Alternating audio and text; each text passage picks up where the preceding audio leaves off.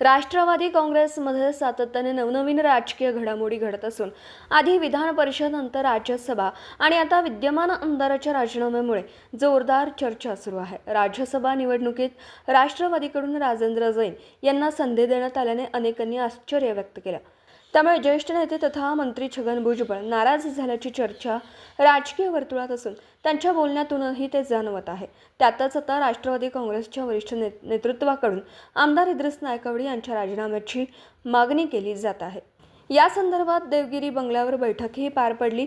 विशेष म्हणजे इद्रिस नायकवडी यांना ही बैठकीसाठी बोलवण्यात आलं होतं। इद्रिस नायकवडी यांना आज देवगिरीवर बोलवण्यात आलं होतं। आमदारकीचा राजीनामा द्या, पक्ष भविष्यात तुम्हाला मोठी संधी देईल असं आश्वासन बैठकीत वरिष्ठांकडून देण्यात आलं। मात्र राजीनामा न देण्यावर इद्रिस नायकवडी ठाम असल्याची माहिती आहे। या बैठकीत उपमुख्यमंत्री सुनेत्रा पवार, प्रफुल्ल पटेल, सुनील तटकरे, पार्थ पवार आणि इद्रिस नाईक यांच्यात चर्चा झाली। या चर्चेत आपण आमदारकीचा राजीनामा देणार नाही अशी भूमिका इद्रिस नायकवडी यांनी मांडल्याची सूत्रांची माहिती आहे। पार्थ पवार दुसऱ्या चेहऱ्याला संधी देणार। दरम्यान इद्रिस नायकवडी हे विधान परिषदेचे आमदार आहेत।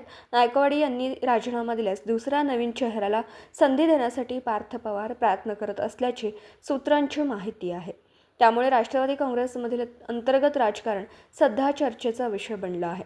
गेल्याच महिन्यात राष्ट्रवादीचे सरचिटणीस आनंद परांजपे यांनी पक्षाला सोडचिठ्ठी देत एकनाथ शिंदेंच्या शिवसेनेत प्रवेश केला होता। राजीनाम्याचा जुना किस्सा इद्रिस नायकवडी यांच्यासोबत राजीनामा मागण्याबाबत यापूर्वीही एक प्रसंग घडला होता। सांगली मिरज कुपवाड महानगरपालिकेचे महापौर असताना राजीनामा देण्यासाठी मला दबाव आणला होता। त्यावेळी नेतृत्वाला मी राजीनामा देणार नाही हे स्पष्ट केलं होतं। मुळात त्यावेळी मी स्थानिक आघाडी करून 48 नगरसेवक निवडून आणले होते आणि महापौर झालो होतो। त्यामुळे मी राजीनामा देणार नसल्याचं सांगितलं होतं, अशी आठवणही इद्रिस नायकवडी यांनी सांगितली जाते। N24 मराठी न्यूजसाठी मिरजहून प्रतिनिधी मुस्तफा मुल्ला। दिवसभरातील घडामोडींचा आढावा घेण्यासाठी पाहत रहा N24 मराठी न्यूज चॅनल।